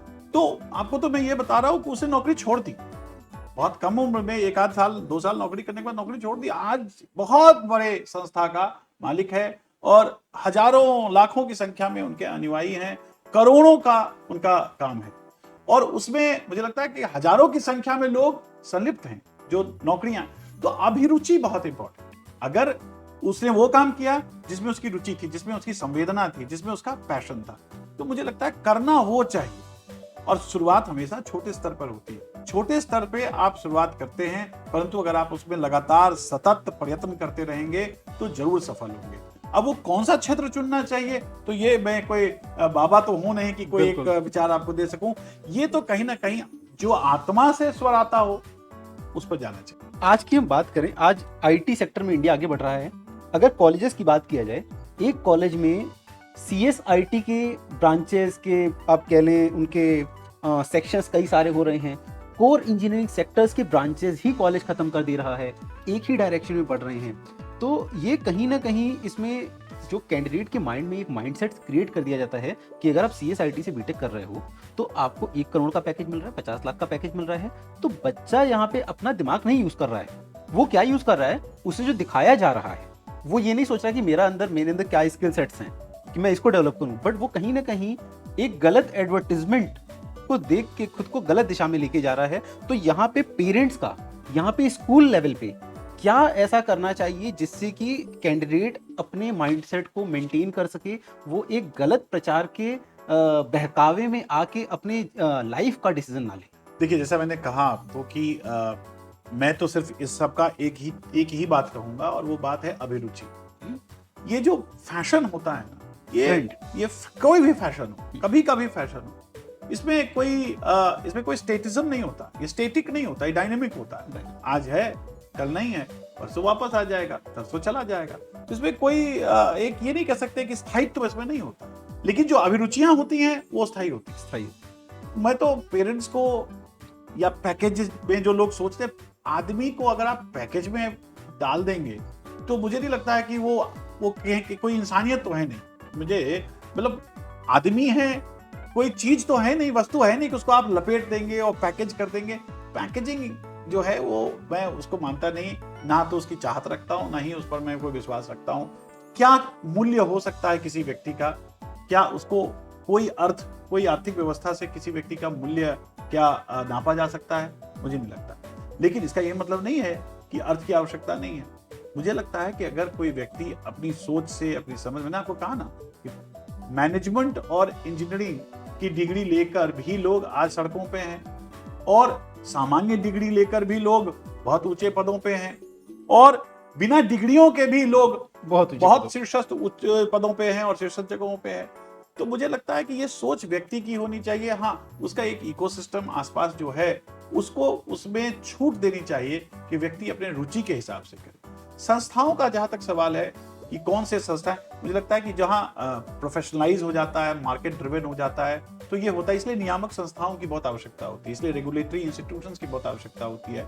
अदरवाइज जो संस्थाएं हैं वो भी फिर उनमें और दुकानों में बहुत अंतर रह नहीं जाएगा। तो खास करके जो प्राइवेट संस्थाएं होती हैं, इसलिए वो दुकानों के रूप में वो परिवर्तित हो जाती हैं, क्योंकि उनके पास तो स्टूडेंट नहीं, उनके पास कस्टमर है। इसलिए रेगुलेटरी इंस्टीट्यूशंस की बहुत आवश्यकता है और रेगुलेटरी इंस्टीट्यूशंस उनको ऐसे रेगुलेट करें जिससे कि वो मार्केट ड्रिवन तो रहें, डिमांड ड्रिवन तो रहें, क्योंकि डिमांड ड्रिवन ना होना भी गलत है, लेकिन उस डिमांड ड्रिवन के साथ ये भी नियोजित किए सुनिश्चित किया जाए कि जो अन्य आवश्यक गुण हैं उनका भी विकास हो। इसलिए मैंने कहा ना, राष्ट्रीय शिक्षा नीति को अगर लोग लेटर एंड स्पिरिट में देखें और उसको माने तो वो बेहतर हो सकता है, क्योंकि उसमें मार्केट ड्रिवन भी है, उसमें इंडस्ट्री ड्रिवन भी है, उसमें वैज्ञानिकता भी है, परंतु उसके साथ साथ मूल्यात्मक विकास जो है उस पर भी काफी उसमें जोर दिया गया है। तो मुझे लगता है कि इन सब चीजों के आधार पर अभिभावकों को समझना चाहिए, अभिभावकों को सोचना चाहिए और हर एक विद्यार्थी को यह सोचना चाहिए कि क्या जिंदगी व्हाट्सएप और सोशल मीडिया पर जो लोक लुभावन वीडियोस आते हैं, क्या जिंदगी उसी के आधार पर चलेगी या जिंदगी अपने विश्वासों के आधार पर चलेगी या जिंदगी अपने शर्तों पर चलेगी। मुझे तो लगता है कि जिंदगी को और पाठ्यक्रम को भी अपनी अभिरुचि, अपनी सोच और अपनी समझ के आधार पर चलाना चाहिए। दूसरा क्या कर रहा है, दूसरे को क्या मिला, इससे मुझे क्या, मैं क्या हूं यह महत्वपूर्ण है और मैं जो हूं वो हूं, क्योंकि मैं सोचने की क्षमता है, समझने की क्षमता है और मैं भविष्य अपना देख सकता हूं। मुझे लगता है कि ये इस प्रकार की सोच होनी चाहिए। आपकी बहुत ही अच्छी सोच है। अगर इसी सोच के साथ हमारी जो यंग जनरेशन है और उनके जो पेरेंट्स हैं या हम कह लें स्कूल लेवल पे, क्योंकि बेसिक जो माइंडसेट क्रिएट होता है एक कैंडिडेट का वो स्कूल लेवल से होता है, जिसमें अभी जो नई शिक्षा नीति आई है इसमें काफ़ी ज़्यादा बदलाव की गए कि पहले 5 साल, फिर उसका 3 साल प्लस फिर 3 साल, फिर उसके बाद आपके पास ऑप्शन आ जाता है कि आप 3 साल या 4 साल ऑप्ट करें। तो बहुत सारे जो चेंजेस आए हैं, इन सारे चेंजेस को अगर ध्यान में रखते हुए हम अगर अपनी शिक्षा को लेते हैं और इसके साथ साथ कौशल को भी डेवलप करते हैं तो हम काफ़ी आगे जाएंगे। यहाँ पे अब मैं बात करना चाहूँगा आपके बारे में। आपने बताया कि आप 40 साल की उम्र में, एग्जैक्टली तो आपको मालूम होगा, आप यूनिवर्सिटी ऑफ बर्मिंघम गए, तो वहाँ जाने का ख्याल कैसे आया? देखिए, मैं आपको अपने बारे में बताऊं कि मैं उन कुछ ऐसे लकी लोग जो होते हैं, भाग्यशाली लोग होते हैं, जिनको कुछ सफलताएं, औपचारिक सफलताएं मिल जाती हैं कम उम्र में। मैं भी उनमें था।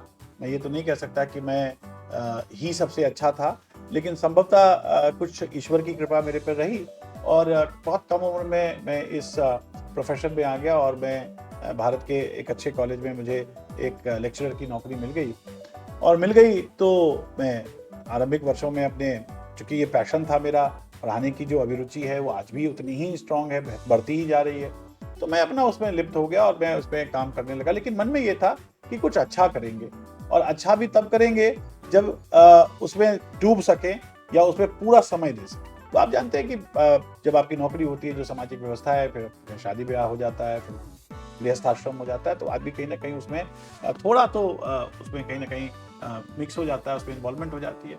फिर एक मेरे जीवन में एक व्यक्ति आए और जिनसे मेरी बातचीत हुई और बातचीत होने के बाद उन्होंने कहा कि अच्छा, तुमने एमफिल में कौन सी रिसर्च की थी, किस चीज़ पे किया था? तो मैंने इकोलॉजी और इन्वायरमेंट पर मेरा विषय रहा था, एमए में भी था, ग्रीन पॉलिटिकल थियरी पर मैंने काम एमफिल में किया था। तो उन्होंने कहा कि तुमने इन्वायरमेंट पे तो किया है, इसको तुम विस्तृत करके कहीं वैश्विक स्तर पर क्यों नहीं जाते, ग्लोबल जस्टिस सिस्टम से क्यों नहीं जुड़ते? मैंने थोड़ा लिटरेचर पढ़ा, उन्होंने कुछ किताबें दी और बाद में उन्होंने मुझे एक रिसर्च प्रपोजल तैयार करने के लिए कहा। मैंने तैयार करके उनको भेज दिया और मैंने सोचा भी नहीं था कि शायद वो एक्सेप्ट हो जाएगा, तो वो एक्सेप्ट हो गया और एक्सेप्ट हो गया तो मैं वहाँ चला गया तो फिर वो काम करने लगा। दरअसल मुझे जो काम मिला था, जो दायित्व था यूनिवर्सिटी ऑफ बर्मिंघम में, उसके आउटरीच का था। उस यूनिवर्सिटी का अंतर्राष्ट्रीयकरण हो रहा था और अंतर्राष्ट्रीय स्तर पर किस प्रकार से रिसर्च के उनके कोऑर्डिनेशन होगा या रिसर्च के लिए क्या कोलैबोरेशन होगा, मुझे वो देखने का मौका मिला था और उसको देखने के लिए मुझे वहां लाया गया था। लेकिन साथ साथ मुझे एक पीएचडी की फेलोशिप भी दे दी गई थी और चूंकि दे दी गई थी तो मैंने उसके अपने इंटरेस्ट के हिसाब से, चूंकि मेरा पॉलिटिकल थियरी में काम है, तो मैंने सोचा क्यों ना इसको इसी पे बढ़ाया जाए और इस प्रकार से वो मौका मिला तो मैंने वो काम किया और आज भी उसको आगे बढ़ाने की कोशिश कर रहा हूँ। मेरे लेख भी उसी पे छपते हैं, कई लेख भी हमने लिखा उस पर। तो वो एक मौका था। इसलिए मैंने कहा ना कि जब आप अपनी अभिरुचि से कार्य करते हैं तो जाहिर तौर पर आपका नेटवर्क जो है वो उन्हीं लोगों से होता है जो आपके आसपास उस क्षेत्र से हैं। अगर मैं पढ़ने पढ़ाने में ध्यान लगाता रहा पॉलिटिकल थियरी और जस्टिस और ग्लोबल जस्टिस के में मैं पढ़ता रहा, तो मेरा संपर्क जाहिर तौर पर वैसे ही लोगों से हुआ, और जब वैसे ही लोगों से संपर्क हुआ तो उसी प्रकार का जो अपॉर्चुनिटी है वो मिला, और जब मिला तो मैं इसलिए मैंने कहा ना कि अभिरुचियों पर ध्यान रखिए, अपने मन पे विश्वास रखिए, और ये हमेशा सोचिए कि मैं जो करूंगा वो अपने हिसाब से जो बेहतर हो सकता है, जो बेस्ट हो सकता है, वो मैं करूंगा और उस पर मैं अपना कमिटमेंट दूंगा। मुझे लगता है कि कोई भी ऐसा करेगा तो मैं तो कुछ भी नहीं, बहुत लोग और भी सफल हो सकते हैं। बिल्कुल सही बोला आपने। अभी हम इसको और गहराई से समझने के लिए थोड़ा और पीछे जाना पसंद करेंगे। हम चलते हैं क्लास 8th की तरफ। उस समय आपके माइंड में क्या था कि आपको क्या करना है, या ऐसा कुछ सोचा भी था, या बस फ्री माइंड के साथ? मुझे क्लास 8 में तो मैंने कुछ नहीं सोचा था। एक आम विद्यार्थी की तरह मैं भी एक विद्यार्थी था। ये जरूर था कि मेरे एक दो मित्र थे जिन मित्रों के साथ मैं रहता था, और वो स्पोर्ट्स में बहुत अच्छा थे। अच्छा। तो उन दिनों में मैं स्पोर्ट्स में उतना अच्छा नहीं था, और मुझे ऐसा लगता था कि मैं अच्छा क्यों नहीं। तो मुझे याद है क्रिकेट की टीम बनी थी 8th में, और क्रिकेट की टीम में मेरा कोई स्थान नहीं था, लेकिन मेरा जो बेस्ट फ्रेंड था वो एक सुपरस्टार की तरह उस स्कूल में दिखता था। तो मुझे पड़ोस में एक व्यक्ति थे जिन्होंने कहा कि मैंने उनसे जाकर कहा कि मुझे क्रिकेट खेलना है और मुझे क्रिकेट सीखना है। तो उन्होंने कहा ठीक है, मैं तुम्हें सिखाऊंगा, लेकिन 1 वर्ष तक तुम्हें रोज फील्ड में आकर जो मैं कहता हूँ वो करना होगा। और आप यकीन मानिए, उन्होंने मुझे काम जो दिया था वो खेलने का नहीं था, वो पिच पे रोलर चलाने का काम। अच्छा। और मैं लगभग साल भर पिच पे रोलर चलाता था। मैं क्यों ये बात कह रहा हूँ, क्योंकि मुझे ये था कि मुझे क्रिकेट खेलना है और खेलने में अभिरुचि रखनी है और बेहतर खेलना है। अब आप ये मानेंगे कि मैं उसके बाद 1 वर्ष के बाद स्कूल टीम में आया, डिस्ट्रिक्ट की टीम में आया, राज्य स्तर पर जो प्रतियोगिताएं हुई उसमें भी आया, यहाँ तक कि दिल्ली विश्वविद्यालय में जो प्रारंभिक जब मेरा यहाँ आगमन हुआ तो स्टूडेंट के रूप में, तो 1-2 कॉलेजेस में मैंने ट्रायल भी दिए और 1-2 कॉलेजेस में मेरा सिलेक्शन भी हुआ। तो कहने का मतलब ये है कि एक चीज जो मेरे में थी, और वो था कि मैंने जब ठाना कि मैं ये करूंगा तो मैं कोशिश बहुत करता था उसके लिए। कई जगह विफलताएं भी मिली, ऐसी बात नहीं कि विफलताएं नहीं मिली, विफलताएं मिली, पर मुझसे कभी विचलित नहीं हुई। विफलताएं मिली। 12th के बाद मुझे जिस कॉलेज में पढ़ाता हूँ उस कॉलेज में पढ़ने का मौका नहीं मिला, लेकिन जहां मिला वहीं अच्छा किया। जिस चीज में गया कॉलेज में मेरा मन थोड़ा राजनीति में भी लगा, राजनीति विज्ञान में पढ़ता ही था, तो हमने कहा ठीक है, हम इस कॉलेज में चुनाव भी लड़ेंगे। मैंने चुनाव भी लड़ा। उसके बाद मैं अध्यापन में गया, तो मुझे लगा कि जो व्यवस्थित एक तरीका होना चाहिए शिक्षकों को संगठित करने का, तो मैंने उसके लिए भी कार्य किया। फिर मुझे लगा कि नहीं, पढ़ाने के अलावा शैक्षिक व्यवस्था पर भी कुछ अपने विचार रखने चाहिए। मैंने अखबारों में कॉलम लिखना शुरू किया। पहले विफलताएं मिली, कई जगह मैंने पब्लिशिंग के लिए भेजा, वो पब्लिश नहीं हुआ, लेकिन फिर बाद में होने लगा। तो अब तो कई जगह से डिमांड आती है कि भाई आप लिखें। तो कहने का अर्थ है कि 8वीं में 9वीं में ऐसी कोई विलक्षण प्रतिभा का व्यक्ति तो मैं था नहीं, लेकिन हाँ एक सोच थी कि जो सोचना है वो करना है। कोशिश करनी चाहिए। और कोशिश मैंने बहुत ईमानदारी से आज तक जो भी किया है, मैंने उसमें ईमानदारी से प्रयत्न किए। विफलताएं आई हैं, उनको सर माथे लिया है। सफलताएं आई हैं, उन सफलताओं से कभी घमंड गर्व नहीं किया, उससे मैं हम्बल ही होता रहा हूँ और करता चलता चल रहा। 8th क्लास में आपने ये ठाना कि आपको अगर क्रिकेट में वही रुचि है तो उसमें फुल एफर्ट देना है, भले आता है या नहीं आता है। बिल्कुल। 10वीं की बात करें तो 10वीं में कैसा माइंडसेट था? 10वीं का माइंडसेट ये था कि मुझे गणित में बिल्कुल अभिरुचि नहीं थी। मैंने तो आपको एक अभिरुचि की बात बताई। हाँ। अब एक बात ये बताता हूँ कि मुझे गणित में अभिरुचि थी ही नहीं। मेरा तो पूरा बदन कांपने लगता था गणित की कक्षा। अच्छा। तो अब सवाल ये है कि 10th में तो बहुत कंपलसरी है, बिना गणित के होगा नहीं। तो मैंने सोचा कि इतना ही गणित आना चाहिए जिससे कि मैं पास कर दूं। और आप यकीन मानिए, मेरे अंक देखेंगे आप 10th में, तो मेरे पास उतने ही अंक हैं जितने अंक में सिर्फ पास हो सकता गणित में। 1 अंक कम आता तो मैं फेल हो जाता, 1 अंक ज्यादा आता तो मैं कह सकता था कि मुझे गणित आता है। मुझे सिर्फ और सिर्फ मैं विचलित नहीं हुआ। मेरे घर वालों को मैंने कहा कि देखिए, मुझे पता है कि मुझे गणित में इतना ही आना चाहिए था, और मैंने इतना ही का सॉल्व किया था, इतना ही आया मुझे। तो वही तो मैंने कहा कि आदमी को, वह कोई विलक्षण प्रतिभा का व्यक्ति नहीं, मैं सामान्य व्यक्ति हूँ। पर एक सामान्य व्यक्ति में अगर उसको ये समझ में आ जाए कि उसकी रुचि क्या है, अभिरुचि क्या है, अगर वो अपने अभिरुचि पर 100% देने के लिए तैयार है। और उसके पास, मैं लकी था कि मेरे पास इकोसिस्टम था, मेरी माँ थी, मेरे पिता, उन्होंने मुझे पूरा प्रोत्साहन किया, मेरे बड़े भाई ने बहुत सहारा दिया। यहाँ जब आया तो सीनियर्स ने बहुत गले से लगाया। तो शायद मेरे में इकोसिस्टम था। ऐसे मैंने कहा कि मैंने कुछ प्राप्त नहीं किया जीवन में, हाँ, परंतु ये है कि 24 साल का 48 साल की उम्र में, 49 साल की उम्र में 24 साल का अध्यापन का अनुभव है। तो आप कह सकते हैं कि मैंने जल्दी शुरुआत की और चल रहा हूँ। हम सभी अपनी लाइफ में कहीं ना कहीं स्ट्रगल फेस करते हैं, तो आपकी लाइफ में सबसे ज़्यादा स्ट्रगल किस फेज में रहा? देखिए, स्ट्रगल का दौर मेरा बहुत लंबा नहीं रहा, लेकिन ये भी नहीं कह सकते कि नहीं रहा। एमए की परीक्षा पास की थी और एमए की परीक्षा पास करते ही मेरा वो जो यूजीसी जेआरएफ होता है वो पास हो गया था। और दरअसल ग्रेजुएशन के बाद जब सारे लोग राष्ट्रीय जो एक सोच होती है कि भाई यूपीएससी देना है, जब सारे लोग उसका इम्तिहान दे रहे थे तो मैं अंडर एज होने के कारण वो इम्तिहान दे नहीं सकता था। तो मुझे मास्टर्स करना एक कंपल्शन भी था और मैं मास्टर्स करने लगा। और जब मास्टर्स करने लगा तो मास्टर्स करते करते ही मेरा यूजीसी जेआरएफ भी हो गया और मैं डिपार्टमेंट में रिसर्च एसोसिएट की में मेरी नियुक्ति भी हो गई। नियुक्ति हो गई तो बड़ा अच्छा दौर था, लेकिन 2 साल के बाद जब वो पोस्ट खत्म हुआ तो मुझे मैं जब कॉलेजों में साक्षात्कार के लिए जाने लगा तो रिजेक्शन हुआ। एक कॉलेज की नाम तो मैं क्या लूं, एक कॉलेज में मेरा सिलेक्शन हो गया, लेकिन उस सिलेक्शन के बाद भी मुझे उसमें पढ़ाने का मौका नहीं दिया गया। तो कहने का मतलब है कि ये दौर चला, विफलताओं का दौर था। एक ऐसा भी दौर था जब किसी जगह मैंने गेस्ट लेक्चरर के लिए एक इंटरव्यू दिया, वहां भी रिजेक्शन मिला। एक जगह एडहॉक के लिए दिया, उसमें भी रिजेक्शन मिला। लेकिन ये भी तय है कि जो बेस्ट इंस्टीट्यूशन हो सकता था वहां मेरी नौकरी मिली। तो विफलताएं और सफलताएं देखिए जो है वो चलती रहती हैं। किसी का जीवन भी ऐसा जीवन नहीं होता कि जिंदगी भर सफलताएं ही मिली, और किसी का एक ऐसा जीवन नहीं होता कि उसको लगातार विफलताएं मिलती हैं। विफलताएं और सफलताओं का दौर जो है वो चलता साथ साथ चलता रहता है। मेरा एक बहुत सामान्य सा एक विद्यार्थी जीवन रहा है। विलक्षण मैं ना था, ना हूं, न मैं रहूंगा।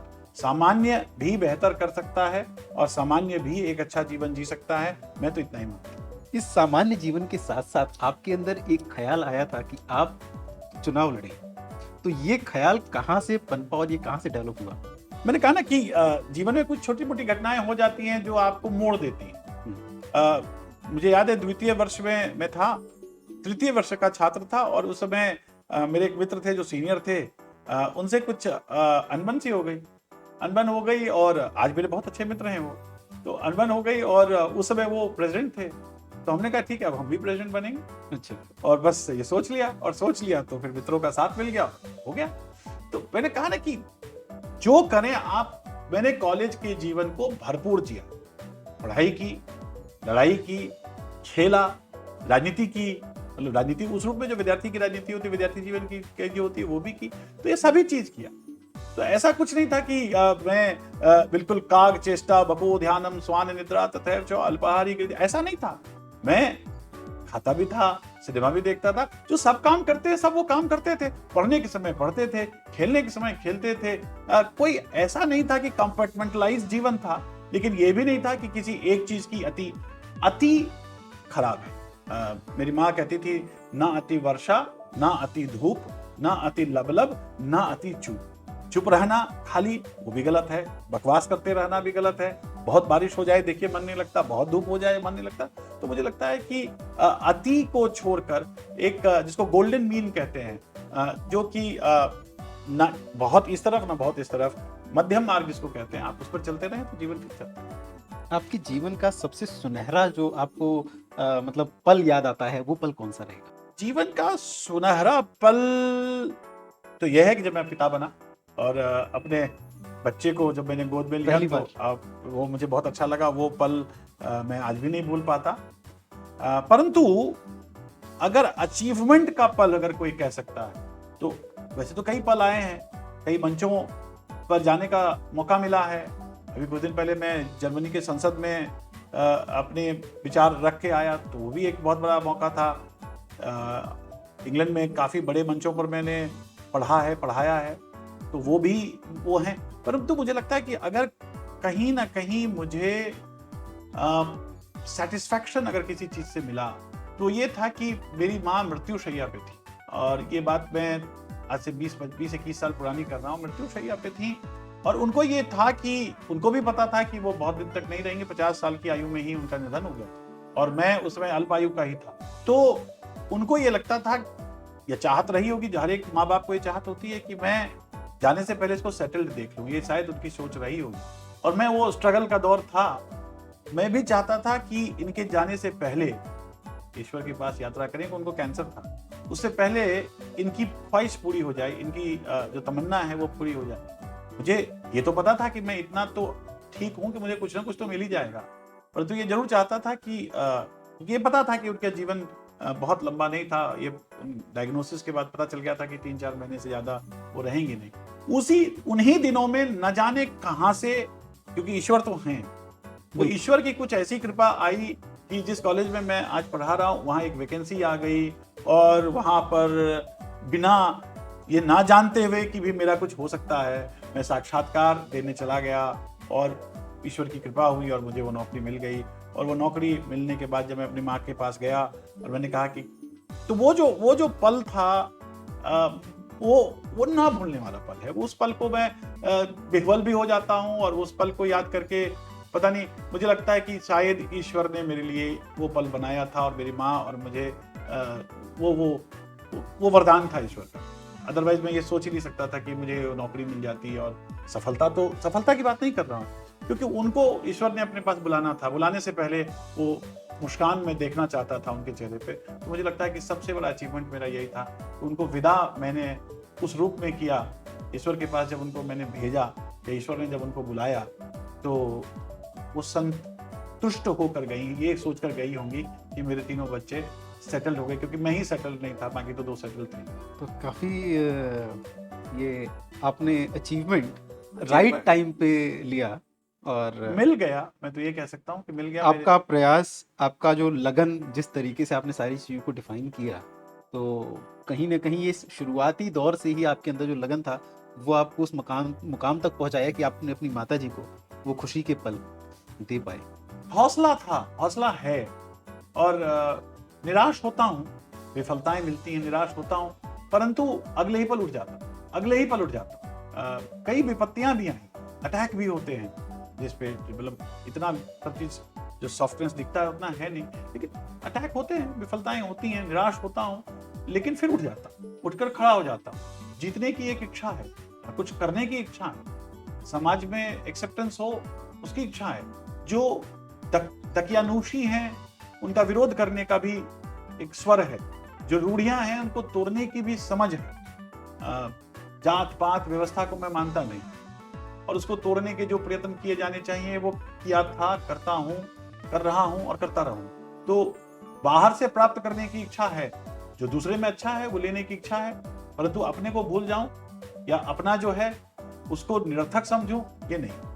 इतनी ही सोच है, इसके बियॉन्ड कुछ। ये आपकी जो सोच है कि जितनी रूढ़ियां हैं इसको हमें खत्म करना चाहिए, तो आपके ओपिनियन में ऐसी क्या रूढ़ियां हैं जो कि सबसे ज्यादा एक हर्डल बन गई हैं, एक हमारे सामने एक दीवार बन के खड़ी है? मेरे समझ से जाति प्रथा, मेरे समझ से जाति में जन्म होना गलत नहीं है। मैं अगर ये कहूँ मैं इस अमुक जाति का हूँ तो उसमें कोई बुराई नहीं, क्योंकि हमारा जन्म हमारे पर तो है नहीं। जन्म किसका कहाँ कैसे होगा ये तो किसी का उस पर कोई जोड़ है नहीं, परंतु जन्म के आधार पर ही प्राप्तियां हों, मैं इसका विरोधी। मैंने जो पीएचडी भी किया उसका यही मूल मंत्र है कि कोई अमेरिका में जन्मा तो उसको लाभ हो, और कोई दिल्ली के फुटपाथ पर है तो उसको हानि हो। आप अगर देखिए, अगर जलवायु परिवर्तन का दुष्प्रभाव है तो भारत में कोई गरीब उससे पिस जाए और कोई अमीर उससे इसलिए बच जाए क्योंकि वो भारत में है, या कोई अमेरिका में गरीब इसलिए उसको नुकसान हो क्योंकि वो अमेरिका में है। तो ये तो जन्म पर किसी का जोर नहीं है ना। कोई कहाँ जन्मेगा, कैसे जन्मेगा, किस परिवार में जन्मेगा, ये उसके हाथ में नहीं है। तो फिर उसके जो मर्यादित जीवन जीने के लिए जो साधन चाहिए, प्रसाधन चाहिए, उसमें कमी क्यों? तो किसी जाति में आपका जन्म है, किसी परिवार में आपका जन्म है, किसी माता पिता से आप जन्मे हैं, वो तो स्वाभाविक है। परंतु because you are born in that family, therefore you have to forego certain things, or because you are born in a family therefore you are entitled to certain things, मैं इसका विरोधी हूं। जन्म आधारित जो व्यवस्था है इसके खिलाफ हूं। परंतु जन्म एक पहचान हो सकता है, जब आप अपने नाम में त्रिपाठी लगाते हैं वो आपकी पहचान है, उसमें कोई दिक्कत नहीं। आप गर्व से कह सकते हैं कि मैं त्रिपाठी हूं, परंतु चूंकि आप त्रिपाठी हैं इसलिए आपके पास ये हो और मैं त्रिपाठी नहीं हूं तो इसके मेरे पास ना हो, मैं इसका विरोध। बिल्कुल। और इसलिए ओपननेस होना चाहिए, और इसलिए मैं अंतरजातीय विवाहों का, अंतरजातीय मित्रताओं का, अंतरजातीय जो इंटरेक्शंस होती हैं उनका बहुत पक्षधर रहा हूं, निजी जीवन में भी और सामाजिक। ये रूढ़ी है, ये जिस दिन टूट जाएगा विकसित भारत के लक्ष्य की प्राप्ति में ये बहुत बड़ा अवरोधक है। बिल्कुल। आप देखिए सुप्रीम कोर्ट ने भी इस चीज को गलत माना और उन्होंने भी बोला कि इस चीज को हटा देना चाहिए। आपका पॉलिटिक्स में थोड़ा अच्छा रुचि है, तो इसके बारे में आपसे पूछना चाहूँगा कि ऐसा क्या है जब सुप्रीम कोर्ट ने भी ऑर्डर दे दिया कि भाई इस चीज़ में गलत है, इस चीज़ को हटाना चाहिए, तो फिर भी आज ये क्यों बरकरार है? क्योंकि इससे देखिए क्या होता है कि जब राजनीति में, लोकतंत्र में क्या होता है कि लोकतंत्र में नंबर गेम है। लोकतंत्र की बड़ी अच्छी बातें होती हैं पर लोकतंत्र की समस्याएं भी। इसमें लोकतंत्र की खराबी नहीं, लोकतंत्र के लिए कुछ पूर्व शर्त होती है जिन पूर्व शर्तों का होना बहुत आवश्यक है। जैसे लोकतंत्र में कहीं ना कहीं सामाजिक समिश्रता होना बहुत आवश्यक है, शैक्षणिक स्तरों का बेहतर होना बहुत आवश्यक है, संपन्नता होना बहुत आवश्यक है। कई लोग कहते हैं कि छोटा क्षेत्र हो तो वो भी बेहतर है, small territory, homogeneous population, high standards of education, prosperity, ये कहते हैं कि ऐसे पूर्व शर्त हैं, ये हो तो लोकतंत्र बेहतर। अब जब ये ना हो और फिर भी लोकतंत्र है तो ऐसी परिस्थिति में लोकतंत्र एक संख्या तंत्र हो जाता है, और लामबंदी के लिए, मोबिलाइजेशन करने के लिए कोई ना कोई तो आधार चाहिए होगा। तो लामबंदी कई आधारों पर हो सकता है। क्या होता है कि जो जातीय व्यवस्था है उस पर लामबंदी करना बहुत आसान सा हो जाता है, क्योंकि फिर उसी जाति से प्रतिनिधि भी है, तो कोई एक सेंस ऑफ आइडेंटिटी हो जाता है, और उस आइडेंटिटी के लिए फिर बाकी चीजें जो हैं वो पीछे चली, बैक सीट ले लेती हैं, और ये हो जाता है। परंतु आप ये भी देखेंगे कि कई ऐसे हमारे देश में कई ऐसे क्षेत्र हैं, कई ऐसे शहर हैं जहां ये है तो कम है, और कई ऐसे क्षेत्र हैं जहां प्रगाढ़ता है। तो मुझे लगता है कि धीरे धीरे जिस प्रकार से हम आगे बढ़ेंगे, इसलिए विकसित भारत होना बहुत जरूरी है। मैंने कहा ना, विकसित भारत के लक्ष्य को आप दो तरीके से देख सकते हैं, एक तो GDP, GNP, per capita income, या कहते हैं सूचकांक, इन सब चीजों में देख सकते हैं, industrial output, economic strength, military might, ये ठीक है, विकसित का एक लक्ष्य है। पर मुझे लगता है कि विकसित वो है जो दिल से विकसित, जो समाज से विकसित। सिर्फ अर्थ से सामाजिकता नहीं होती। मैंने तो देखा है कि जो सबसे ज्यादा संपन्न लोग हैं, सबसे ज्यादा कुरीतियां वही करते हैं, ये भी मैंने देखा। तो इसलिए वो कुरीतियां ना हो, समाज भय मुक्त हो, समाज बेहतर हो, समाज में सृजनात्मकता हो, समाज में स्व और पर की का जो विभेद है वो टूट ना सके तो कम से कम हो, जन्म आधारित जो इंटाइटलमेंट है वो समाप्त हो, ये विकसित भारत, और तब वो विकसित लोकतंत्र होगा। और उस पे जब वो अर्थव्यवस्था का विकसित होना, वो सोने पे सुहागा जैसा होगा। तो सोना तो समाज होगा, अर्थ जो है वो तो सुहागा ही होगा। अच्छा, इसके ऊपर अगर हम बात करें सक्सेस की, तो अलग अलग लोगों का अलग अलग विचार है। आपके विचारों में सक्सेस क्या है? देखिए, सफलता बड़ा सब्जेक्टिव होता है। सफलता का कोई ये नहीं कह सकते कि कौन सफल है। मैं कई दफे कहता हूं कि सघनता, सफलता, शक्ति, ये सब रिलेटिव टर्म। मैं कहता हूं, मान लीजिए मैं कहूं मैं पावरफुल हूं, उसका कोई मतलब नहीं है unless I say I am powerful than you, unless I say my power to and my power over. तो टू और ओवर ये दोनों बड़े अच्छे शब्द है, इसलिए उसमें देखना चाहिए। सफल व्यक्ति वो है जो अपने जो सामाजिक दायित्व हैं उनका निर्वहन ठीक से कर, अपनी इच्छा से और अपने सर्वोत्तम रूप में वो प्राप्त कर पा रहा हो, अपने सर्वोत्कृष्टता को वो प्राप्त कर रहा हो। हर एक व्यक्ति में, जैसे कहते हैं ना, बीज है, तो बीज में जो पेड़ है वो पेड़ का वो सूक्ष्म रूप है बीज, परंतु हर बीज पेड़ में तो नहीं परिवर्तित हो जाएगा। बीजों से पेड़ है, परंतु हर बीज पेड़ में परिवर्तित तो नहीं हो जाता है। बीजों को पेड़ों में परिवर्तित होने के लिए बहुत सारी कंडीशंस चाहिए, है ना। उनको अच्छी सॉइल चाहिए, मिट्टी चाहिए, पानी चाहिए, उसको प्रोटेक्शन मिला हो वो चाहिए, उर्वरक मिला हो वो चाहिए, उसकी अच्छी से कटाई छटाई की गई हो वो चाहिए। तो धीरे धीरे कालांतर में वो पेड़ हो जाता है। जब वो पेड़ हो जाता है तो वहां से आप देख के कह सकते हैं कि हाँ, इस बीज में सफलता के गुण थे और ये बीज जो है वो सफल हो पाए। जिसको हम टेलियोलॉजी भी कहते हैं। तो दरअसल मेरे लिए सफलता वो है जो मनुष्य या कोई व्यक्ति अपने सर्वोत्कृष्ट रूप को प्राप्त कर सका है। और सर्वोत्कृष्ट रूप में सिर्फ घर, गाड़ी, बंगला, मकान ये नहीं है। जब उसने अपने आसपास, अपने आलोक से, अपने रोशनी से अपने आसपास के क्षेत्रों को अगर उसने प्रज्वलित कर लिया तो वो सफल। अब वो किसी भी प्रकार से हो सकता है। इसलिए सफलता का कोई एक मानक नहीं है, इतना पैसा हो तो सफलता। मैंने कई पैसे वालों को असफल देखा है और कई निर्धनों को बहुत सफल मानता है। आपने बोला आपने लड़ाई झगड़े भी की है अपने कॉलेज डेज में, तो उसका कोई उदाहरण कोई याद आ रहा हो जो सबसे मतलब हाईएस्ट लेवल की आपकी कुछ? नहीं, ये तो मैं आपको क्या बताऊं। आप लड़ाई झगड़े करने का मतलब है कि जब युवावस्था में भिन्नता तो होती है, मतभिन्नता भी होती है, और मतभिन्नता होना स्वाभाविक है।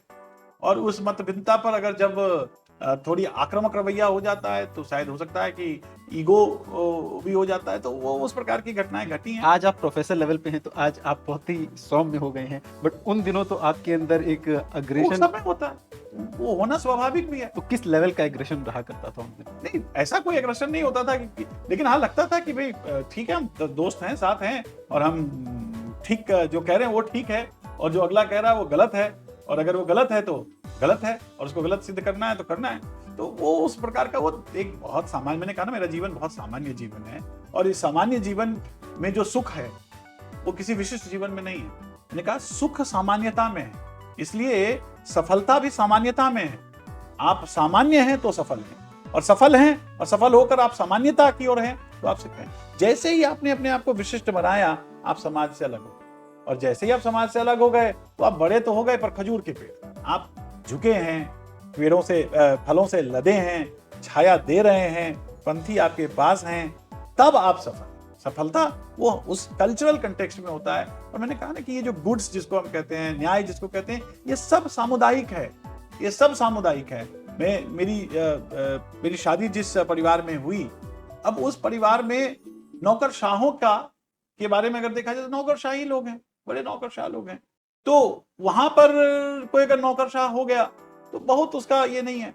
परंतु मेरे गांव में मैं बहुत सफल माना जाता हूं, क्योंकि जिस समुदाय से मैं आता हूं, जिस गांव से मैं आता हूं, वहां संभवतः मेरे ख्याल से दिल्ली विश्वविद्यालय में पढ़ाने वाला मैं एकमात्र प्रोफेसर। तो मुझे लगता है कि सफलता हमेशा समुदाय और अपने परिवेश में देखा जाता है। कोई सफलता का कोई वैश्विक मानक नहीं। अगर आपको इस समय कोई बहुत बड़ी खुशखबरी मिले तो उस खुशी को आप किस तरीके से सेलिब्रेट करते हैं? कहाँ जाना पसंद करते हैं? कहाँ जाके आपको सबसे ज्यादा खुशी मिलती है? मुझे सबसे ज्यादा खुशी अपने घर में मिलती है, सबसे ज्यादा खुशी मुझे अपनी पत्नी और बच्चों के साथ मिलती है, सबसे ज्यादा खुशी मुझे अपने भाई बहन के साथ मिलती है, सबसे ज्यादा खुशी मुझे अपने ससुराल के जो लोग हैं उनके साथ मिलती है, मेरा खुशी या मित्रों के साथ। और मेरे मित्र बहुत कम हैं, 2-4 लोग हैं। मैंने कहा खुशी मनाने के लिए मुझे कोई स्पेस स्टेशन पे जाने की जरूरत थोड़ी है, या खुशी मनाने के लिए मुझे कोई मंच थोड़ी चाहिए। खुशी तो यहाँ से होगी। ये एक वो मुझे याद है कि ये तो निगाहों से बयां होता। तो ये कोई ऐसा चीज नहीं है जिसमें आपको कुछ चाहिए, कोई भौतिकता से खुशी नहीं है। मुझे याद है जिस दिन मुझे नौकरी मिली थी, मेरे पिताजी ऐसे ऐसे करके डांस कर रहे थे। ना तो मैंने उनको आज तक 1 रुपए दिए होंगे, अब तो है नहीं इस दुनिया में। तो खुशी वो होती है जब आप दूसरों को देखकर खुश होते हैं। कोई खुश है इसलिए मैं खुश हूं, ये खुशी होती है। सबसे ज्यादा खुशी यही होती है। अगर आपको कभी किसी बात का गम होता है तो उसे आप किस तरीके से कंज्यूम करते हैं?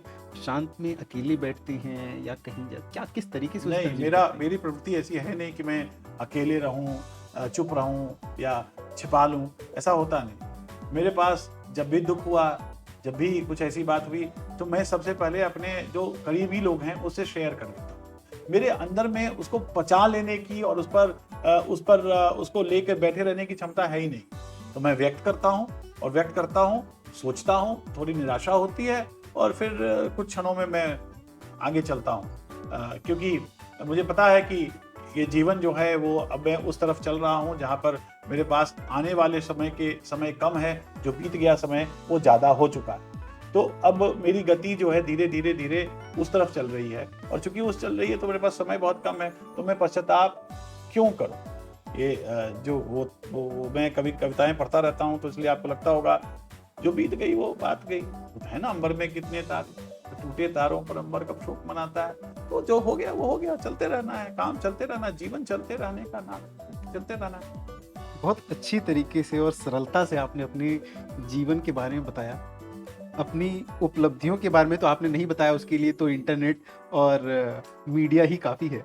तो इसी के साथ मैं आपसे कुछ चंद शब्द चाहूँगा हमारी युवा पीढ़ी के लिए कि उनके लिए क्या गाइडेंस आप देंगे? देखिए, मैं युवाओं के लिए सिर्फ इतना ही कहूंगा कि निश्चित रहें, एक निश्चय करें, निश्चित रहें लेकिन एक निश्चय करें, और उस निश्चय पर अपना समर्पण करें, उस निश्चय के लिए समर्पित रहें।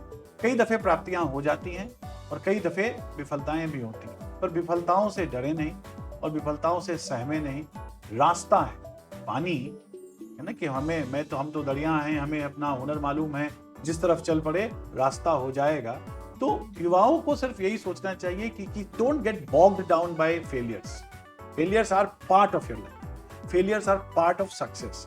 सफलता, वो आदमी क्या जाने सफलता जिसको विफलता मिली ही नहीं, बल्कि विफलताएं मिली तो सफलताओं का जो मजा है वो दुगना हो जाता है, चौगुना हो जाता है। तो निश्चय करें, कोई भी काम बुरा नहीं और कोई भी काम सर्वोत्कृष्ट नहीं, कोई भी व्यवस्था का अंत नहीं और कोई भी ऐसा नहीं कि वो सबसे कम हो।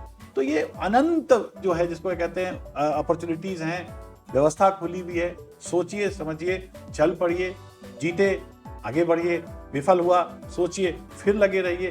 वो एक मूवी था ना, लगे रहो मुन्ना भाई, तो लगे रहो मुन्ना भाई, कुछ ना कुछ होना ही है। बहुत ही अच्छे तरीके से सर ने आज इतना आनंद मुझे शायद ही कभी किसी इंटरव्यू में आया होगा जितना आज आया। और इस वीडियो के माध्यम से आपको बहुत सारे लेसन मिले। सबसे बड़ा लेसन ये कि लगे रहो, जो लास्ट में अभी सर ने लाइन बोली, लगे रहो मुन्ना भाई, तो आप लगे रहें, अपने लक्ष्य की तरफ लगे रहें और हिम्मत नहीं हारें। बहुत सारे एग्जाम्पल इस इंटरव्यू में आपको मिले हैं। अगर आप चाहते हैं कि सच में कुछ सीखना, तो आप इस वीडियो को, इस इंटरव्यू को 2 बार 3 बार देखें। मैं आप एक लाइन और बोल देता हूँ, बिल्कुल, और वो ये है कि जब भी मैं निराश होता हूँ, तो पता आपको मेरे प्रेरणा देने वाले कौन है? किशोर कुमार। किशोर कुमार के उन गानों को सुनिए, हौसलों को बुलंद करिए और चलते रहिए।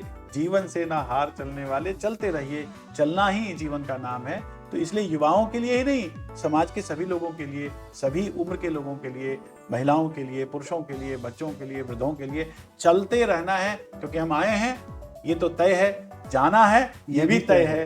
तो जब आना और जाना तय है, तो जो भूमिकाएं मिल रही हैं उसका निर्वहन करते चलिए। जैसे आज सिद्धांत जी ने कहा आपको इस भूमिका में आना है, मैंने कहा ठीक है, जो आपने कहा वो भी सही, जो क्या कहते हैं जीवन पथ पर जो मिला सब सही। कभी हार में न कभी जीत में, किंचित नहीं भयभीत में। तो चलते रहिए, जीवन में मिलता रहे। बहुत बहुत धन्यवाद आपका इस सेशन में आने के लिए, अपना टाइम देने के लिए। बहुत बहुत धन्यवाद, थैंक यू।